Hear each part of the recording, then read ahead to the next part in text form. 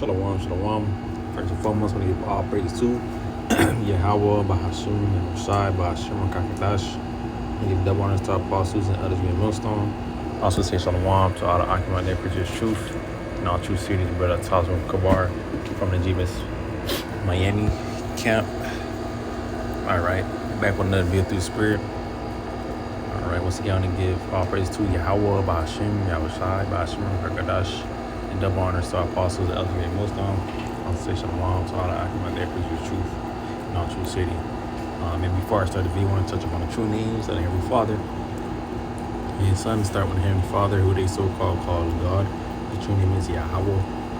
God, which his name means he is, he exists, and the true name of his son, or who the world any called Jesus Christ, or Jesus Christos in Spanish, or Jesus Christ. Haitian Creole, all right.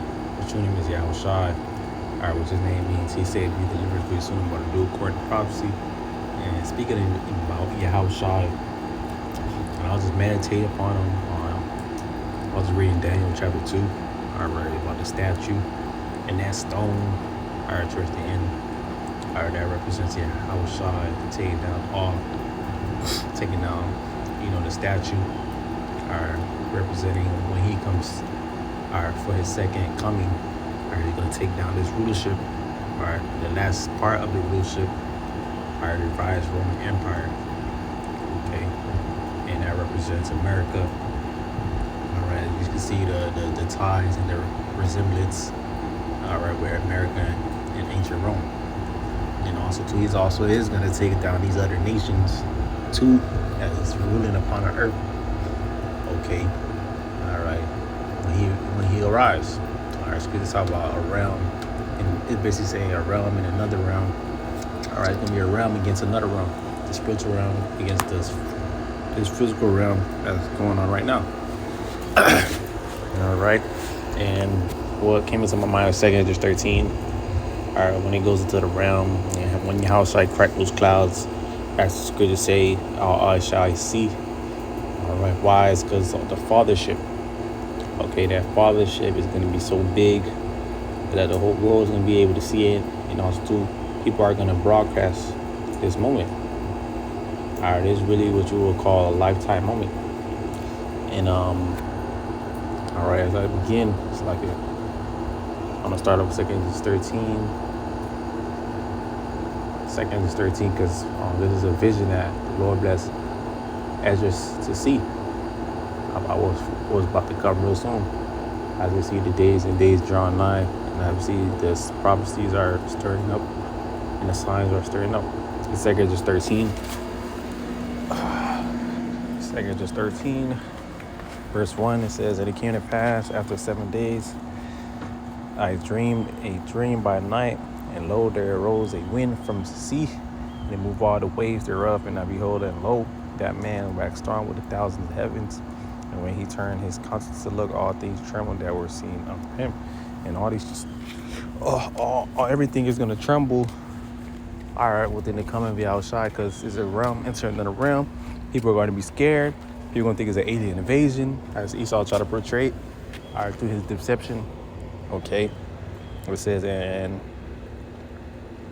and verse 4, I believe, is where I stopped at.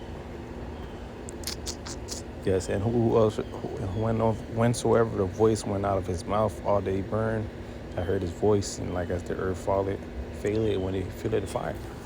All right, and what that's going to is it's talking about the laser beams from the chariots. Okay, because remember, the Lord's going to come here to do two things I like to say a lot, to show his glory and his power. Okay. Part of his glory is him coming in his full form. I should say he's not going to meet thee as a man, coming in his full form with the chariots.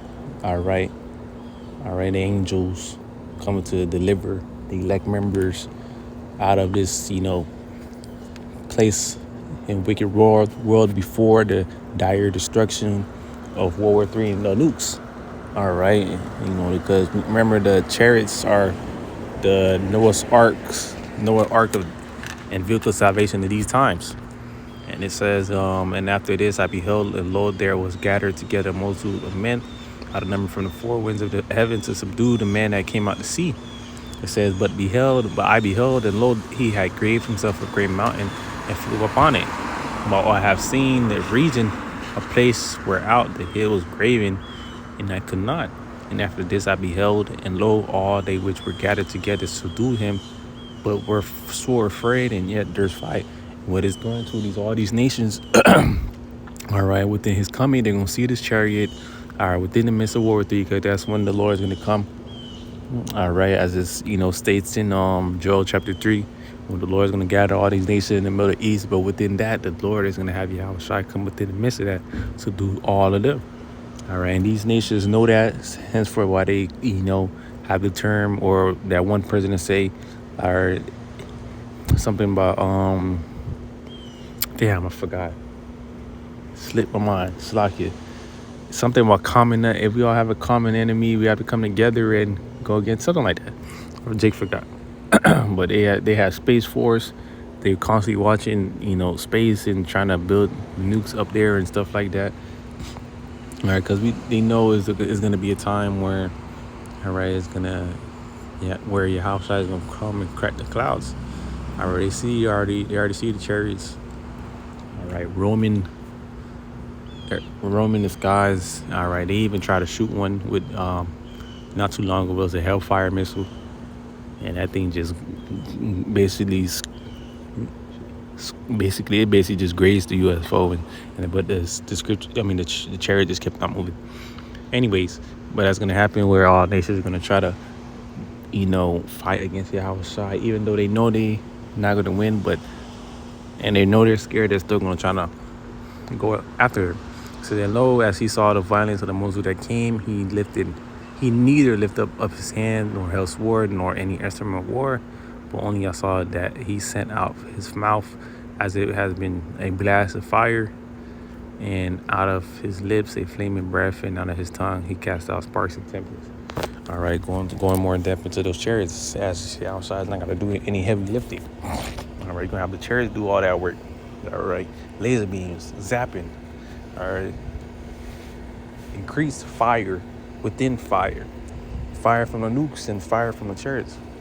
So then they were all mixed together, the blast of fire, the flaming breath, and the great tempest, and fell with violence upon the multitude which was prepared to fight, and burned them up every one, so that upon a sudden of innumerable multitude nothing was to perceive, but only dust and smell of smoke. When I saw this, I was afraid. All right, because this is something this right here would be a very dramatic, very intense time or moment in history. All right, and this is only going to happen once. So the Lord is making sure he's taking this thing with a bang. All right. Afterward, I saw the same man come down from the mountain, called unto him another peaceful multitude, and there came much people unto him, whereof some were glad, some were sorry, and some of them were bound. And some of them were bound, and others some about them that were offered. And then was I sick through great fear, and I awakened and said, Thou hast shewed thy servant these wonders from the beginning, and hast counted me worthy that should have received my prayer. And also too, the Lord also going to have the elect get beamed up. Okay, and because the Lord is here to come for his elect, he sees their works. He's going to preserve them from the set of perils, from the fire, and all that's to come. Okay, that's going to be that very beautiful time for the elect members. Okay, and so I'm gonna stop right there.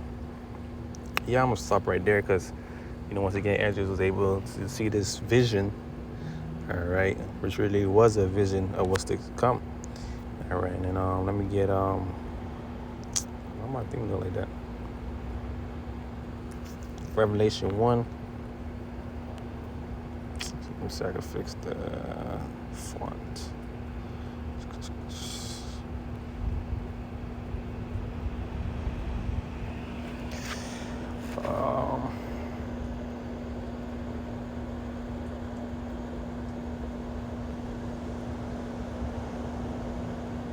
I'll fix it when I get a chance. But